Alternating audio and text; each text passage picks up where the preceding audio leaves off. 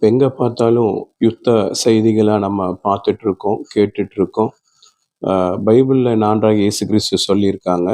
யுத்தங்களையும், யுத்த செய்திகளையும் நீங்க கேள்விப்படும்போது, கலங்காதபடி இருங்க, எச்சரிக்கையா இருங்கன்னு ஆண்டவர் சொல்லியிருக்கிறாங்க. முடிவு உடனே வராது அப்படின்னு. இந்த உலகம் பார்த்தீங்கன்னா, முடிவ நோக்கி தான் போயிட்டுருக்கு. அதனால தான் இந்த யுத்தங்கள் வருது.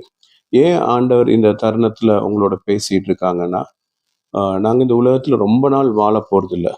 ஆண்டவர் குடுத்த இந்த கொஞ்ச நாள் வாழ்க்கையில ஒரு நல்ல மனிதனாய், நல்ல மனுஷியாய் இந்த உலகத்துல நாங்க வாழ்ந்துட்டு, ஆண்டவருடைய கரத்துக்கே நாங்க போகக்கூடிய காலம் இருக்கு.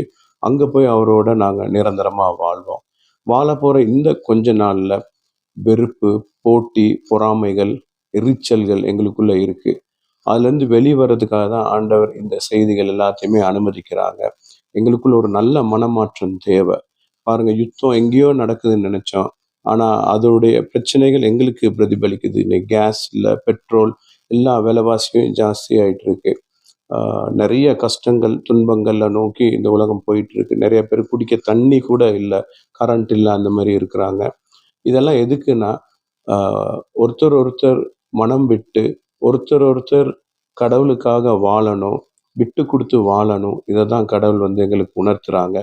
தயவுசெய்து யார் கூடயும் நீங்க பேசாம இருக்கிறீங்க, கருத்து வேறுபாடு, பிரச்சனைகள் இருந்தால், முடிஞ்சா அவங்களுடைய சமாதானமா இருங்க. ஏன்னா, அடுத்து இந்த உலகத்துல என்ன நடக்குன்னு நம்மளுக்கு தெரியாது. கடவுளுக்கு மட்டும் தான் தெரியும். இந்த உலகத்துல இருக்கிற வரைக்கும் நன்மை செய்வோம். God bless you.